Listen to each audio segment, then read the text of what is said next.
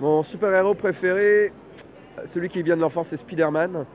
C'est mon préféré parce qu'il était geek et qu'il se faisait pas de nana au départ et que tout le monde se moquait de lui à l'école et qu'il a chopé des super-pouvoirs. Il y avait un petit truc où je me disais, moi aussi, un jour, je pourrais avoir des super-pouvoirs et me faire des nanas.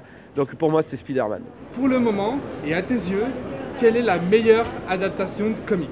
C'est très compliqué de répondre sur un sujet. Je trouve que le Batman adapté en dessin animé dans les années 90 était vraiment une très grande réussite. Le Batman Dark Knight est une très grosse réussite aussi.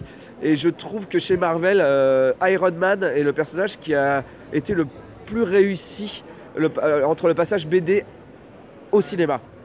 Parce que Iron Man, à la base, c'était pas un perso que j'aimais beaucoup.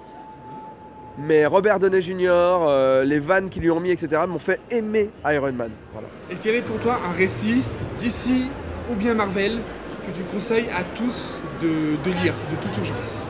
Spider-Man Blue est pour moi un des meilleurs one-shot autour de Spider-Man.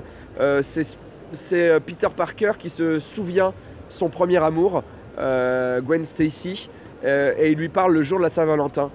Et en même temps, on revoit toute la vie du tisseur en un seul album. Et c'est super pour débuter, c'est super pour découvrir la vie de Peter Parker, et c'est super pour voir tous les méchants de l'univers de Spider-Man. Et enfin, peux-tu nous dire les réseaux, où est-ce qu'on peut te suivre, tout ça?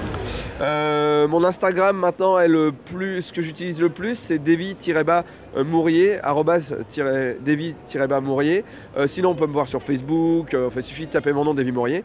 Il y a mon dessin animé de La Petite Mort qui marche vachement bien. Et la saison 2, la saison 3 de la série arrivera en 2019.